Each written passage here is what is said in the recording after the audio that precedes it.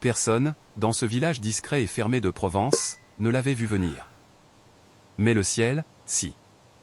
C'est arrivé un dimanche matin étouffant, du genre où le soleil, bas et éclatant, semble suspendu dans l'air, et où tout paraît trop calme, trop parfait, juste avant que quelque chose ne se brise.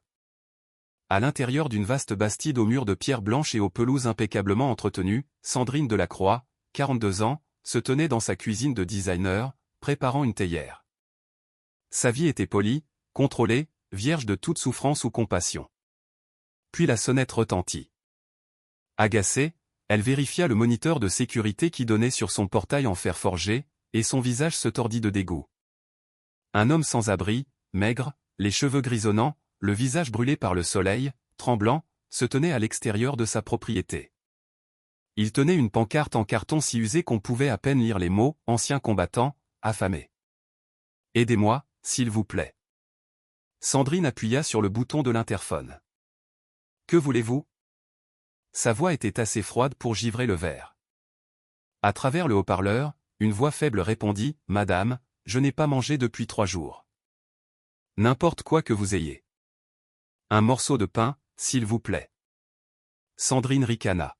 « Éloignez-vous de ma maison. Vous autres, vous trouvez toujours le moyen de vous infiltrer dans les bons quartiers. Allez mendier ailleurs. » L'homme ne bougea pas. Il déglutit, puis murmura « J'ai juste faim, madame. »« S'il vous plaît. » Ce simple mot, « s'il vous plaît », enflamma quelque chose de sombre en elle. Sandrine retourna d'un pas sec vers la cuisinière, attrapa la casserole d'eau bouillante destinée à son thé, enfila des maniques et fonça vers le portail. Sa gouvernante, Monique, une femme catholique discrète originaire d'un petit village dans les Pyrénées, vit la casserole et se figea. « Madame, qu'allez-vous faire » Sandrine ne répondit pas. Elle ne ralentit pas. Elle ne réfléchit pas. Elle ouvrit la petite trappe métallique du portail. Le sans-abri leva les yeux. Pour la première fois de la journée, il sourit. « Que Dieu vous bénisse, madame. »« Mère. » Il ne finit jamais sa phrase. L'eau bouillante gicla sur son visage, sa poitrine, ses mains. Un cri s'échappa de sa gorge. Un cri animal, brut, tandis que la vapeur s'élevait dans l'air. Sandrine sourit. « Voilà votre repas chaud. Maintenant, dégagez de ma propriété. » Elle referma la trappe d'un coup sec. Mais ce que Sandrine ne pouvait pas voir, ce qu'aucun œil humain n'était autorisé à voir, c'est que quelqu'un d'autre se tenait à côté de cet homme depuis le début. Une femme vêtue de blanc, drapée de bleu, les yeux emplis d'un chagrin plus ancien que le monde. Notre-Dame, la Vierge Marie, invisible pour Sandrine, mais pleinement présente. Et cette nuit-là, la mère de la miséricorde reviendrait, non pour punir, mais pour transformer.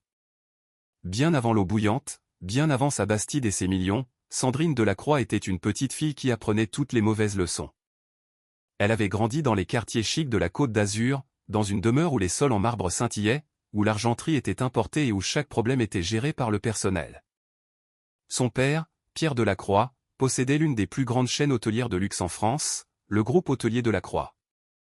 Sa mère, Marie, flottait entre les galas de charité et les déjeuners au country club, telle une mondaine de porcelaine.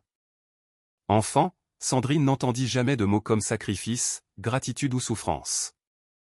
Mais elle entendait souvent des choses comme « Ne dévisage pas les sans-abri, ma chérie. Ils sont dangereux. » Ou encore « Les gens dans la rue y sont parce qu'ils sont paresseux. » Et surtout, le succès appartient à ceux qui sont nés pour le mériter. À 8 ans, elle avait déjà absorbé l'idée que la compassion était une faiblesse et la pauvreté un échec moral.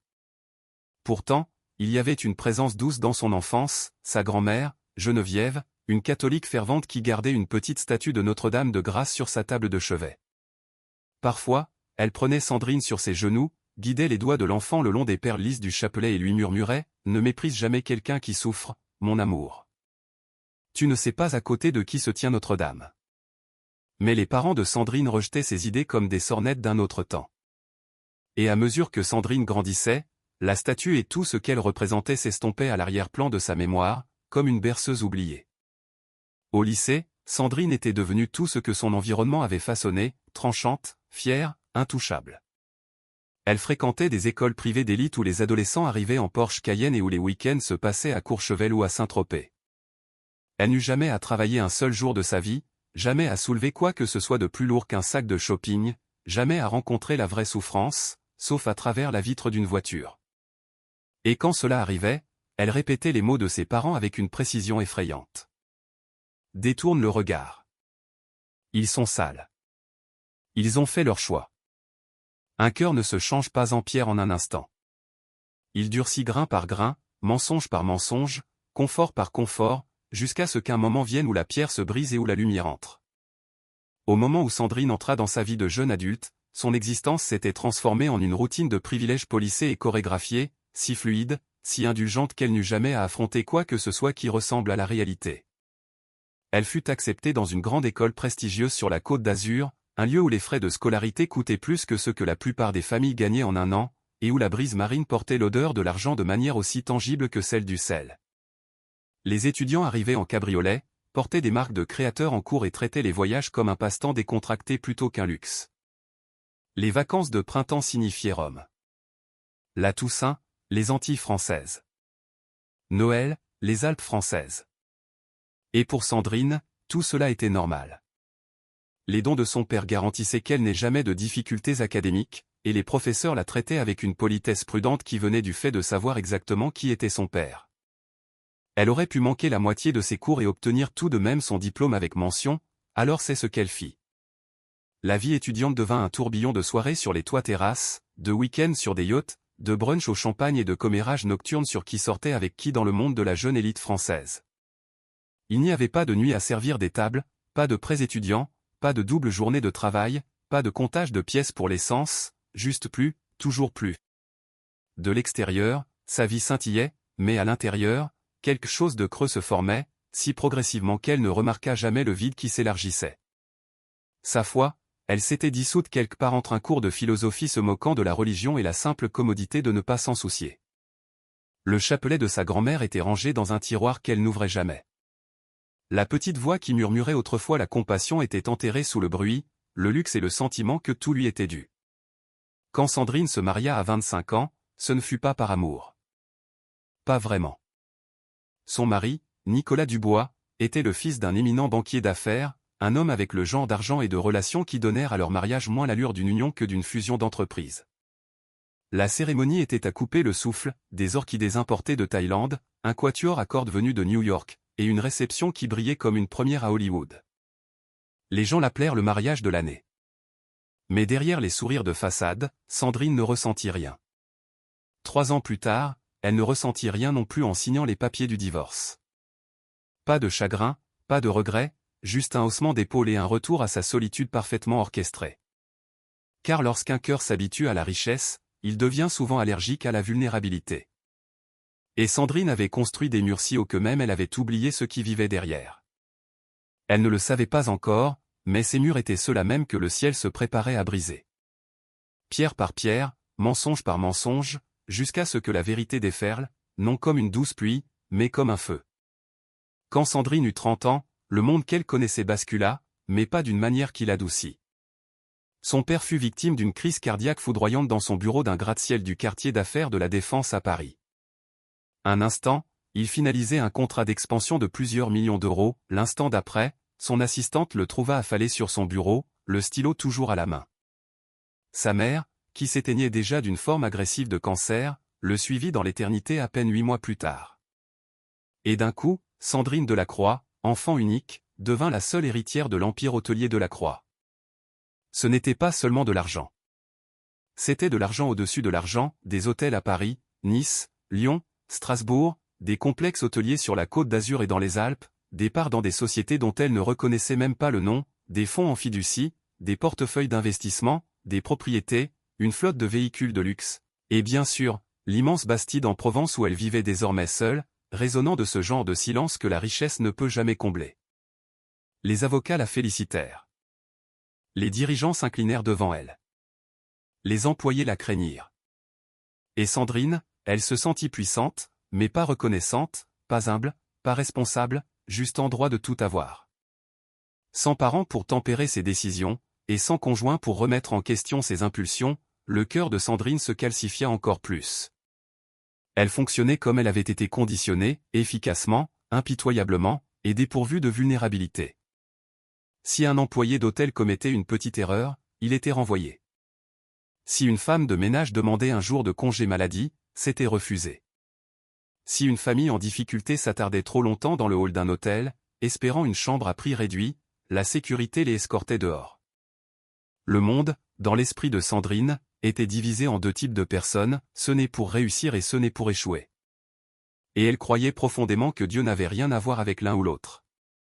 La Bastide elle-même devint un symbole de sa vie intérieure, immaculée, coûteuse et émotionnellement vide.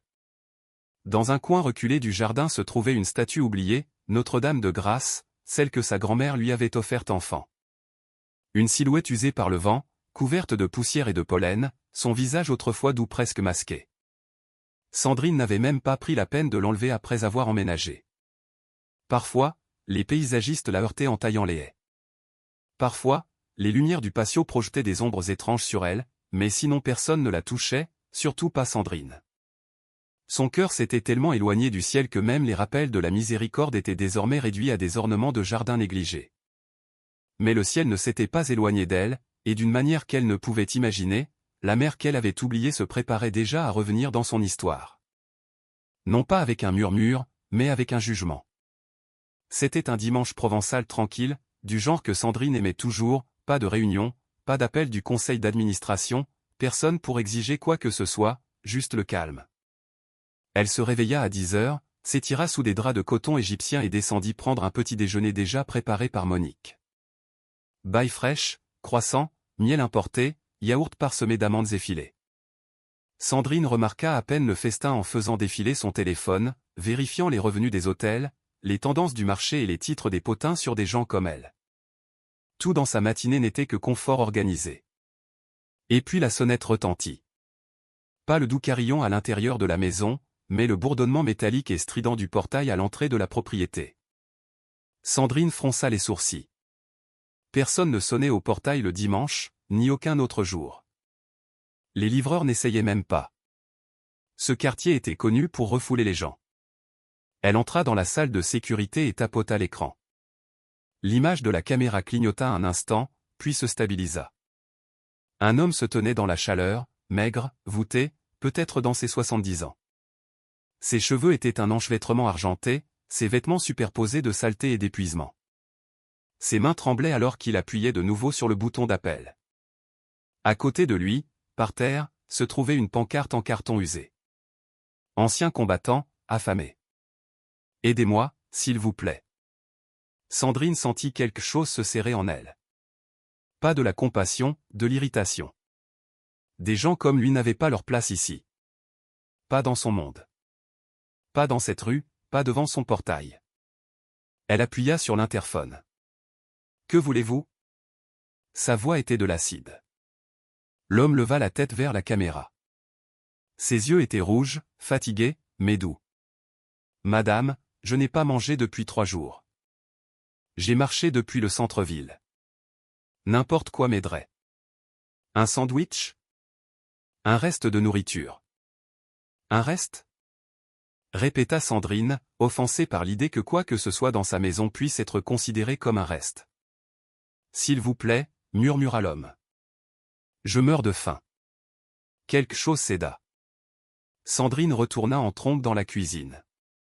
La bouilloire sur la cuisinière venait d'atteindre une ébullition tumultueuse, la vapeur s'élevant en volute. Elle attrapa la casserole avec des maniques, sa chaleur mordant à travers le tissu, et marcha d'un pas décidé vers la porte d'entrée. Monique la vit et se figea. Madame, c'est pour quoi faire ? Mêlez-vous de vos affaires. Cracha Sandrine, la bousculant. Le soleil provençal la frappa comme un coup de poing alors qu'elle s'approchait du portail en fer. Elle pouvait entendre l'homme respirer de l'autre côté, des respirations courtes et pleines d'espoir. Elle déverrouilla la petite trappe métallique intégrée au portail. Le visage de l'homme apparut dans l'ouverture. Quand il la vit, il sourit avec la gratitude sincère de quelqu'un qui pensait que l'aide était enfin arrivée. Que Dieu vous bénisse, madame. Merci. L'eau bouillante décrivit un arc dans l'air. Elle éclaboussa son visage, sa poitrine, sa gorge et ses mains. Le son qu'il émit n'était pas humain, pas entièrement. C'était un cri venu d'un endroit au-delà de la douleur, au-delà de la dignité, un son qui déchira l'air chaud du matin comme une lame. Il s'effondra sur le pavé, agrippant sa peau qui cloquait et pelait. Sandrine regarda avec une expression qui ne devrait jamais apparaître sur le visage de quelqu'un créé à l'image de Dieu. Un sourire. Voilà votre repas chaud. Maintenant, dégagez de ma propriété. Elle referma la trappe avec un claquement métallique qui résonna dans la rue silencieuse. À l'intérieur de la maison, Monique porta la main à sa bouche, horrifiée, alors que des larmes emplissaient ses yeux. « Dio mio » murmura-t-elle, son héritage pyrénéen se mêlant au français. Mais Sandrine s'éloignait déjà, la casserole se balançant à son côté, satisfaite, croyant que le moment était terminé. Elle n'avait aucune idée que quelqu'un d'autre se tenait à côté de l'homme. Quelqu'un qu'elle ne pouvait pas voir, une femme vêtue de blanc et de bleu, agenouillée là où il était tombé. Notre-Dame de grâce, regardant, pleurant et attendant. Pendant plusieurs longues secondes après que le portail se fut refermé, la rue fut silencieuse, à l'exception du faible sifflement de la vapeur s'élevant du pavé et des sanglots brisés de l'homme qui se tordait sur le sol. Aucun voisin ne sortit. Aucune voiture ne passa. Personne ne vit l'agonie qui se déroulait aux abords du monde parfait de Sandrine Delacroix. Personne, sauf le ciel. Si un œil humain avait pu voir au-delà du voile, il aurait été témoin de quelque chose de saisissant, de douloureux, de sacré. Une douce lueur, d'un blanc bleu pâle, comme l'aube, commença à se rassembler à côté de l'homme déchu. Elle miroita doucement d'abord, comme des vagues de chaleur s'élevant de l'asphalte. Puis elle prit forme. La silhouette d'une femme agenouillée. Son manteau était de la couleur d'un ciel provençal clair. Sa robe, blanche comme les lys. Son visage empli d'une compassion si profonde qu'elle aurait pu briser la pierre la plus dure. Notre-Dame, la Vierge Marie, mère de celui qui connaissait de l'intérieur le cri des pauvres. Elle tendit ses mains vers l'homme, ne touchant pas directement les brûlures, mais planant juste au-dessus, comme pour offrir la tendresse que ce monde lui avait refusée. Un léger vent traversa la rue, alors que l'air était immobile quelques instants plus tôt.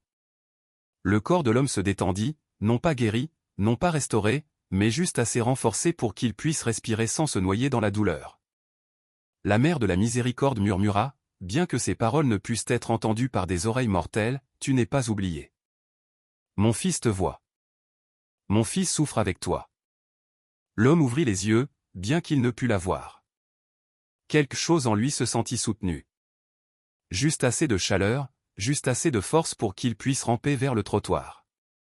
Un livreur qui tournait au coin de la rue l'aperçut quelques instants plus tard et freina brusquement, se précipitant hors de sa camionnette pour appeler le 15, SAMU. À l'intérieur de la Bastide, Sandrine se versa une autre tasse de thé, inconsciente du miracle qui se déroulait à quelques mètres de là. Elle ne remarqua pas le scintillement étrange sur son moniteur de sécurité, un flash inexpliqué de douce lumière blanche près du portail. Le système l'enregistra automatiquement comme un reflet de l'objectif. Mais Monique, en nettoyant le couloir, jeta un coup d'œil à l'écran. Son cœur sursauta. Pas de peur, de reconnaissance. Elle avait déjà vu cette lueur dans les églises, sur les images pieuses, dans les yeux de sa grand-mère lorsqu'elle parlait de miracles. « Oh, Sainte Mère » murmura-t-elle en se signant. Quelque chose de sacré avait franchi ce portail, et ce n'était pas fini. Car le ciel n'intervient pas à moitié dans une histoire. Quand la Mère de Dieu s'agenouille à côté des brisés, un jugement miséricordieux et transformateur, est déjà en route. Sandrine ne pensa plus jamais à l'homme. En milieu d'après-midi, sa journée avait repris son rythme habituel, email, conférences téléphoniques, un verre de vin au bord de la piscine, parcourant les stories des réseaux sociaux de personnes en vacances en Grèce ou à Dubaï. Le monde à l'intérieur de sa Bastide était si poli, si isolé que la souffrance s'évaporait simplement dès qu'elle était hors de vue. Mais le ciel n'avait pas oublié, et quelqu'un dans la maison non plus. Monique se déplaçait dans la cuisine plus lentement que d'habitude, son esprit rejoint la scène au portail. Chaque fois qu'elle clignait des yeux, elle voyait la vapeur s'élever, entendait ce cri terrible, sentait un frisson lui parcourir l'échine. Elle murmurait de douces prières en faisant la vaisselle. Mère de Dieu, protégez-le et adoucissez son cœur. Alors que le soir tombait, un vent étrange agita l'arrière-cour, bien que la météo ait promis un air calme et chaud. Les feuilles bruissèrent, les lumières du jardin clignotèrent, et quelque chose poussa Sandrine à regarder par la fenêtre vers le coin reculé du jardin. C'est alors qu'elle le vit. Un tissu, poussiéreux et usé, se souleva du sol et dériva dans le vent, lentement, presque gracieusement, avant de s'accrocher à un rosier. En dessous se tenait la statue oubliée que sa grand-mère lui avait donnée, Notre-Dame de Grâce. Le crépuscule rendait la silhouette de porcelaine plus vivante que dans le souvenir de Sandrine. Les mains douces tendues, le visage serein adouci par les vignes. Pendant un très bref instant, Sandrine eut le sentiment troublant que les yeux de la statue croisaient les siens. Elle détourna le regard brutalement. « Burk. Il faut que je jette ce truc, marmonna-t-elle en fermant les stores.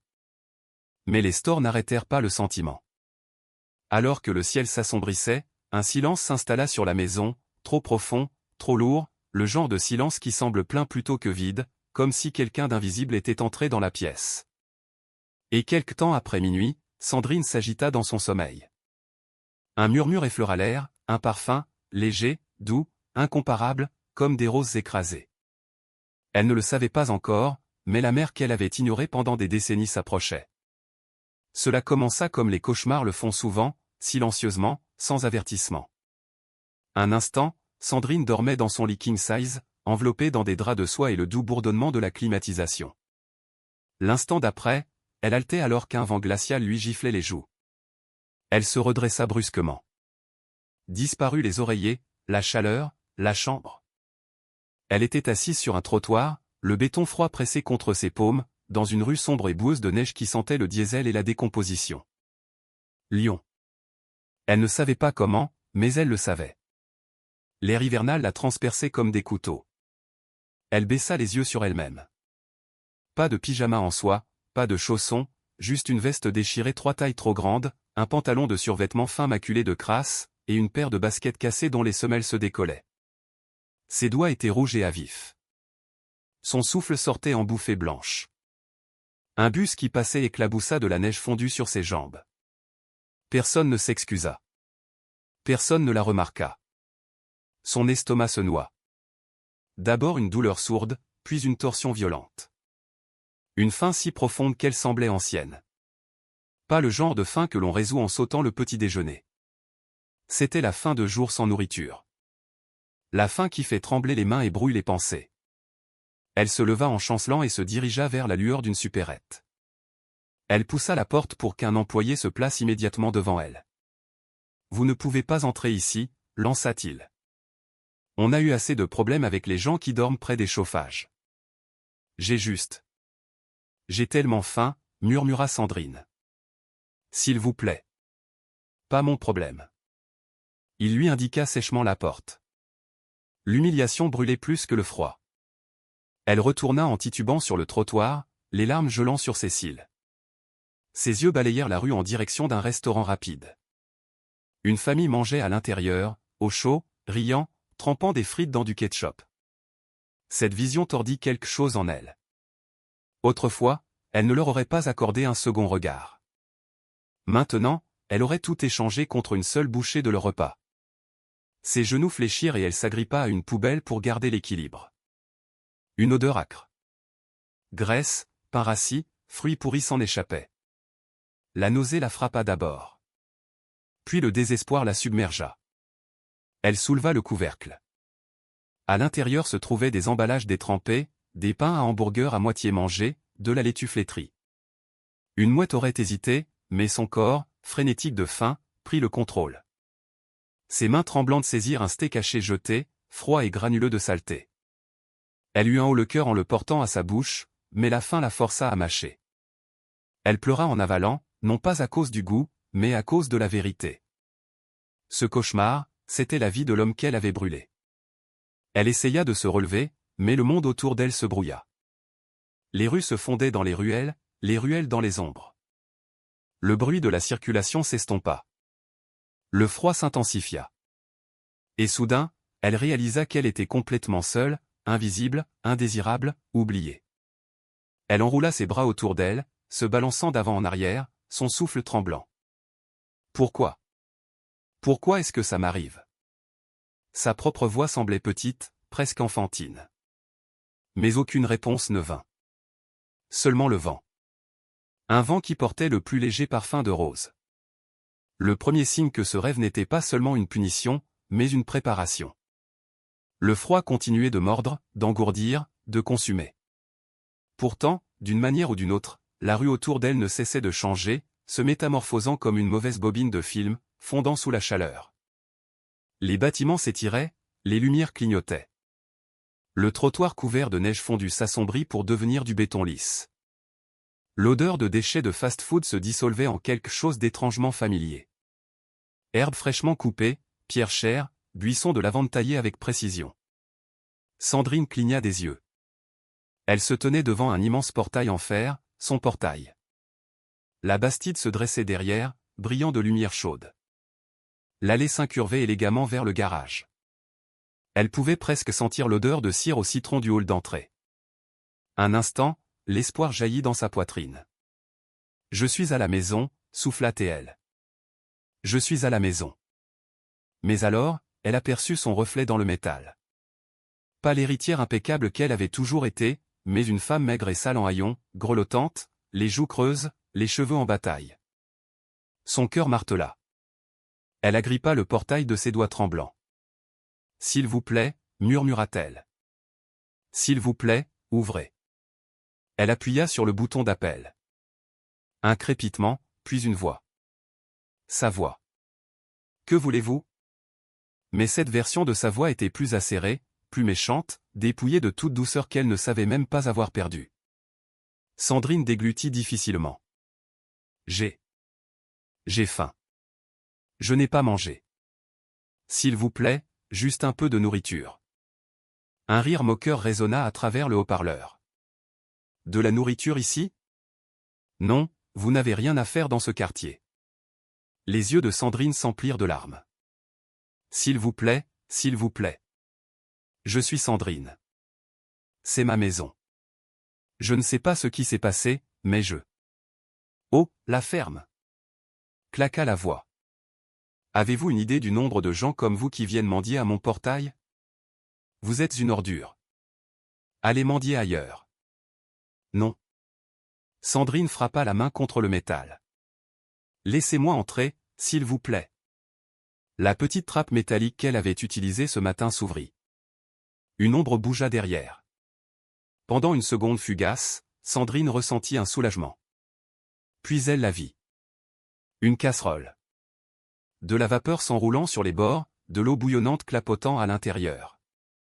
Non, murmura-t-elle. Non, s'il vous plaît, ne faites pas ça. La casserole bascula. L'eau bouillante déferla à travers l'ouverture en un rideau rugissant d'agonie brûlante. Elle frappa son visage, son cou, sa poitrine, ses bras, partout à la fois. La douleur était indescriptible. Ce n'était pas de la douleur. C'était l'anéantissement. Elle hurla. La rue tourbillonna. Ses genoux cédèrent. Sa peau semblait se détacher de ses os. Elle griffa son visage, mais ses doigts semblaient fondre aussi. Elle s'effondra sur le pavé, roulant instinctivement, sanglotant, s'étouffant, suppliant quelqu'un, n'importe qui, de l'aider. « S'il vous plaît, aidez-moi. » Mais la voix à l'interphone ne fit que rire et dit avec une satisfaction glaçante, « Maintenant tu sais ce que les gens comme toi méritent. » Les cris de Sandrine se brisèrent finalement en un murmure rauque. « Mon Dieu, aidez-moi. » Et c'est alors que le monde s'immobilisa. L'agonie s'interrompit, gelée au milieu de la brûlure, du cri, de l'alarme, comme si l'univers retenait son souffle. Un parfum de rose flotta dans l'air. Une douce lumière se répandit sur le pavé. Quelqu'un était arrivé. Et elle attendait ce moment. Le monde autour d'elle n'avait été que hurlements, sa propre voix, le rugissement de l'eau bouillante, l'agonie déchirante de la peau qui cède. Mais alors tout s'arrêta. La douleur ne s'estompa pas. Elle fit simplement une pause, suspendue, tenue aux confins de l'existence comme une tempête enfermée dans du verre. Sandrine gisait tremblante sur le sol, incapable de respirer, incapable de bouger, chaque centimètre de son corps figé au plus vif de la souffrance. Et puis la lumière. Pas dure, pas aveuglante, mais douce, chaude, incroyablement douce. La lumière se rassembla à côté de son visage brûlé comme un lever de soleil se formant à partir de l'air. Lentement, elle se modela en une silhouette. Une femme agenouillée sur le pavé froid. Son manteau flottait comme un ciel liquide. Sa robe chatoyait comme la rosée du matin. Ses mains étaient ouvertes, comme si elle berçait quelque chose d'invisible et de fragile. Sandrine cligna des yeux à travers les larmes, l'agonie, l'incrédulité. La femme la regarda, et dans ce regard, ses yeux pleins de chagrin, de compassion et de quelque chose de bien plus profond, Sandrine sentit son âme mise à nu. Qui? Sandrine essaya de parler, mais sa gorge la brûlait. Qui êtes-vous? La voix de la femme n'était pas un son. C'était une présence qui emplissait l'air, la poitrine de Sandrine, l'espace entre la souffrance et l'espoir. Mon enfant. Juste ce mot, tendre, ferme, sans équivoque. Le bout d'un doigt, ne la touchant pas, mais planant juste au-dessus de la joue dévastée de Sandrine, apporta un soulagement si soudain qu'elle haleta. La douleur s'atténua en un écho lointain.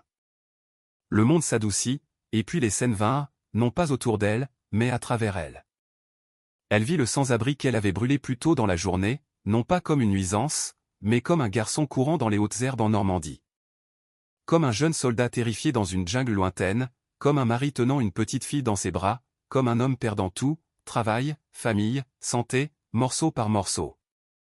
Chaque instant de sa vie se déroula comme des pages qui se tournaient d'elles-mêmes. Non, murmura Sandrine, la voix brisée. Je ne savais pas. Je ne savais pas. Les yeux de la femme brillèrent. Ce que tu refusais de voir, mon fils le voyait pleinement, répondit la voix. Le souffle de Sandrine se coupa. Elle comprenait maintenant. Qui c'était, qui se tenait à son portail ce matin-là? S'il vous plaît, que dois-je faire? Supplia-t-elle. Dites-moi. Je ferai n'importe quoi. L'expression de la femme contenait à la fois la miséricorde et l'avertissement. Tu te réveilleras de ce rêve et tu choisiras une vie avec compassion, ou une vie qui se termine là où tu es maintenant. L'odeur de rose dans l'air s'épaissit, la lumière s'intensifia, et le rêve vola en éclats. Sandrine se réveilla avec un cri coincé dans la gorge. Son corps se redressa brusquement, trempé de sueur. Un instant, elle ne sut pas où elle était. La rue gelée de Lyon ou sa propre chambre de luxe. L'obscurité autour d'elle semblait trop calme, trop lourde, comme si le rêve l'avait suivie dans le monde éveillé. Ses mains volèrent vers son visage. Pas de cloque, pas de brûlure, pas de peau fondue, juste une chair tremblante et indemne.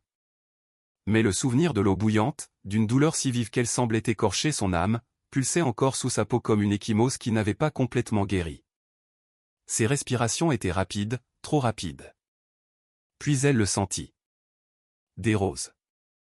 Pas du parfum, pas des bougies, rien de fabriqué par l'homme. Un parfum profond et doux, chaud, vivant, incomparable, comme un jardin fleurissant à l'intérieur de sa poitrine. Il flottait dans la pièce en douces vagues, se posant sur ses oreillers, ses draps, ses cheveux. Elle cligna des yeux dans la pénombre et vit quelque chose qui fit sursauter son cœur, une légère poussière de scintillement blanc, comme si le clair de lune avait touché sa couette, mais les stores étaient fermés.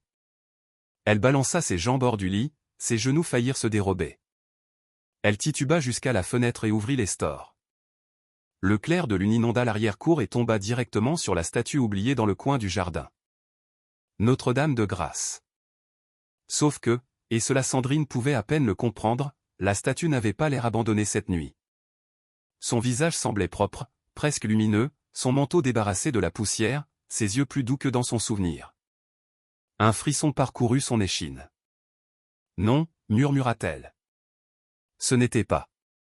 Ça ne pouvait pas être réel. Mais alors, elle entendit sa propre voix du rêve, je ferai n'importe quoi.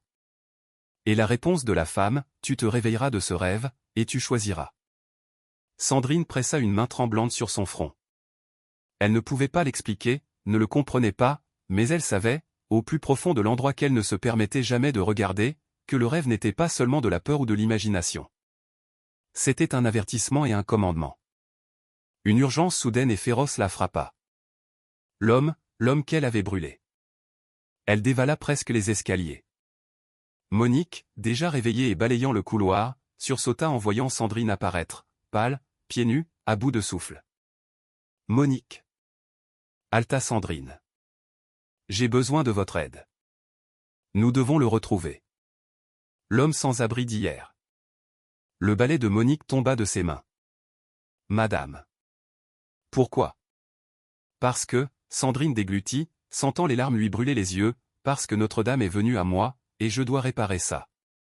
Monique se couvrit la bouche, les larmes montant instantanément, non pas de peur, mais de reconnaissance. Sainte Mère, murmura-t-elle, je vous crois. Ensemble, elles se mirent à passer des appels. Elles ne s'arrêteraient pas avant de l'avoir trouvé. Cela prit des heures, des appels téléphoniques sans fin, des transferts, des questions, et des moments où l'espoir faillit s'effondrer. Mais juste après midi, une infirmière à l'autre bout du fil prononça enfin les mots que Sandrine priait, vraiment priait, d'entendre. Oui, nous avons admis un homme âgé avec de graves brûlures ce matin, trouvé près d'une camionnette de livraison dans le centre. Le souffle de Sandrine se coupa. Est-il en vie? Murmura-t-elle. Il y eut une pause.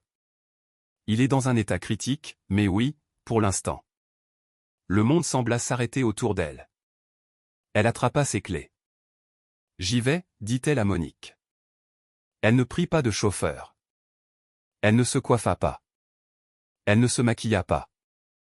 Elle conduisit elle-même, vite, imprudemment. Chaque battement de cœur martelant ses oreilles, en direction de l'hôpital qu'elle avait prétendu ne pas exister toute sa vie. À l'intérieur, les néons clignotaient au plafond. Des gens en fauteuil roulant bordaient le couloir. Des infirmières passaient en courant. L'odeur d'antiseptique lui brûlait le nez. Tout ici semblait humain. Trop humain. Sandrine s'approcha du bureau d'accueil. Je cherche un homme admis ce matin. Un sans-abri, âgé. Brûlure. Sa voix se cassa. Il a été blessé à cause de moi. L'employé haussa un sourcil, mais hocha la tête. Service des grands brûlés, 3e étage.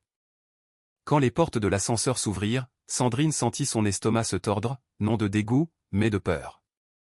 Peur de ce qu'elle allait voir. Peur de ce qu'elle avait fait. Elle suivit les numéros de chambre jusqu'à la 312. Sa main plana sur la porte. Elle murmura une prière silencieuse. Notre-Dame, restez avec moi. Puis elle entra. L'homme gisait sur le lit, presque méconnaissable. Son visage était enveloppé d'épais bandages blancs, sa poitrine couverte de gaz, des tubes sortant de ses bras. Des machines bipaient doucement, mesurant la fragile persistance de la vie. Il gémit, un son rauque et blessé qui la transperça plus profondément que n'importe quelle accusation n'aurait pu le faire. Les genoux de Sandrine fléchirent. Elle s'approcha de la chaise à côté de lui et s'assit, les mains tremblantes. « Je suis tellement désolée, suffoqua-t-elle, la voix brisée. Je suis si désolée. » Ses yeux, à peine visibles sous le gonflement et les bandages, s'entr'ouvrirent. Quand il la vit, un éclair de peur le traversa. « Non, s'il vous plaît, murmura-t-il d'une voix rauque. Pas encore. Chaque mot écorché comme du verre brisé. Le cœur de Sandrine vola en éclats. Non, non, je ne suis pas là pour vous faire du mal. Des larmes coulaient sur son visage. Je suis venu demander votre pardon. Ce que j'ai fait était diabolique, monstrueux. Je ne m'attends pas à ce que vous me pardonniez, mais je devais venir. La respiration de l'homme s'accéléra. Elle pouvait voir la question dans ses yeux. Pourquoi êtes-vous ici? Pourquoi maintenant? Sandrine inclina la tête. Je paierai pour tout. Chaque opération, chaque traitement. Et quand vous quitterez cet hôpital, si jamais vous me faites confiance à ce point, je m'assurerai que vous ayez une maison, de la nourriture, tout ce dont vous aurez besoin pour le reste de votre vie. Sa voix tremblait. Je ne peux pas effacer ce que j'ai fait, mais je peux passer le reste de ma vie à m'assurer que vous ne soyez plus jamais abandonné. L'homme ferma les yeux. Le silence s'étira, long et fragile. Sandrine retint son souffle. Puis, avec le plus faible râle, si bas qu'elle faillit ne pas l'entendre, il murmura « Je vous pardonne ». Elle s'effondra. Un sanglot s'échappa de sa poitrine alors qu'elle se couvrit le visage de ses mains. Comment pouvait-il, cet homme qu'elle avait détruit, lui offrir quelque chose de divin et d'impossible? Mais il le fit. Parce que le pardon, le vrai pardon, n'appartient jamais à ceux qui le méritent. Il appartient aux brisés, aux volontaires, à ceux qui s'agenouillent aux portes de la miséricorde. Et Sandrine, pour la première fois de sa vie, s'agenouilla, non pas en posture, mais en esprit. Sandrine ne quitta pas l'hôpital avant des heures. Quelque chose en elle s'était brisé, non pas comme une blessure, mais comme une porte. Et une fois que la grâce entre par une porte brisée, elle ne laisse pas la maison inchangée. Le lendemain matin, elle revint avec des papiers, des garanties financières, des autorisations d'assurance, tout ce dont l'hôpital avait besoin pour placer l'homme, dont elle apprit enfin le nom, Jean Lefebvre, au plus haut niveau de soins. Elle ne scia pas quand ils expliquèrent le coup. Elle ne broncha pas quand le chirurgien décrivit des mois d'intervention. Elle n'hésita pas quand on lui demanda de signer pour une rééducation à long terme. L'argent avait toujours été son bouclier. Maintenant, il devenait son offrande. Mais Sandrine n'avait pas fini. Elle posa une seule question au directeur de l'hôpital, « De quoi avez-vous besoin que vous n'avez pas ?» Le directeur cligna des yeux, stupéfait. « Madame, le service des grands brûlés est sous-financé. Nous ne pouvons souvent pas prendre en charge les cas graves. Beaucoup ne sont pas traités parce que... » Il s'interrompit, ne sachant pas s'il devait continuer. Sandrine termina la phrase pour lui, « Parce qu'ils sont pauvres. » Il baissa les yeux. « Oui. » Elle inspira lentement. « Plus maintenant. » Cet après-midi-là, elle signa le plus gros chèque que l'hôpital ait jamais reçu, finançant entièrement une nouvelle aile pour les grands brûlés, ainsi que des ressources d'urgence pour les patients qui arrivaient sans rien. Au bas du chèque, elle écrivit 2 mots, Notre-Dame. Parce que les roses qu'elle avait senties cette nuit-là la suivaient toujours, parce que quelque chose de sacré avait franchi son portail et refusait de la laisser inchangée. Les semaines se transformèrent en mois. Jean se rétablit lentement, douloureusement, mais sûrement. Sandrine lui rendait visite souvent, non plus par culpabilité, mais par gratitude. Il parlait. Parfois, il restait assis en silence. Parfois, elle lui faisait la lecture, et parfois, quand la douleur était trop grande pour qu'il puisse la masquer, elle lui tenait simplement la main, comme elle aurait souhaité que quelqu'un tienne la sienne dans le cauchemar. Lorsque Jean fut enfin autorisé à sortir, Sandrine lui tendit les clés d'une modeste maison près d'un parc tranquille. Un nouveau départ, un commencement sûr. Pour la première fois depuis des années, il dormit dans un vrai lit. Et Sandrine dormit comme quelqu'un qui avait enfin cessé de fuir Dieu. Sa transformation se propagea vers l'extérieur. Elle vendit 2 propriétés de vacances et créa le Fonds Notre-Dame de la Miséricorde, dédié aux anciens combattants sans abri, aux victimes de brûlures et à toute personne abandonnée par la société. Elle s'associa avec des refuges, des associations caritatives catholiques et des paroisses locales. Elle préparait des repas dans les soupes populaires. Elle conduisait Monique rendre visite à des familles immigrées dans le besoin. Elle apprit des noms, se souvint d'histoires et écouta, vraiment écouta, pour la première fois. Et les gens le remarquèrent, non pas parce qu'elle s'en vantait, mais parce que l'humilité brille d'une manière que les diamants ne pourront jamais égaler. Jean, autrefois oublié sur un trottoir, commença lui-même à faire du bénévolat dans un refuge. Il disait aux nouveaux arrivants avec une conviction tranquille, « Vous n'êtes pas invisible. Quelqu'un vous voit. » Un soir, près d'1 an après l'incident, Sandrine se promena dans son jardin alors que le soleil déclinait. La lumière effleura la vieille statue que sa grand-mère lui avait donnée, celle qui avait été autrefois couverte de poussière et de négligence. Maintenant, elle était propre, restaurée, encadrée de nouvelles roses. À la base, Sandrine plaça une plaque de bronze. On pouvait y lire « Notre-Dame du Portail ». Pour le jour où elle se tint aux côtés d'un homme que le monde ignorait et refusa d'abandonner une femme qui avait perdu son chemin. Alors qu'elle s'agenouillait devant la statue, une douce brise balaya le jardin. Elle portait le parfum des roses. Sandrine ferma les yeux. « Merci », murmura-t-elle, « de ne pas l'avoir abandonné, lui, ni moi. » Et dans le silence du soir, entourée d'une grâce florissante, elle sut qu'elle ne vivrait plus jamais derrière un portail fermé.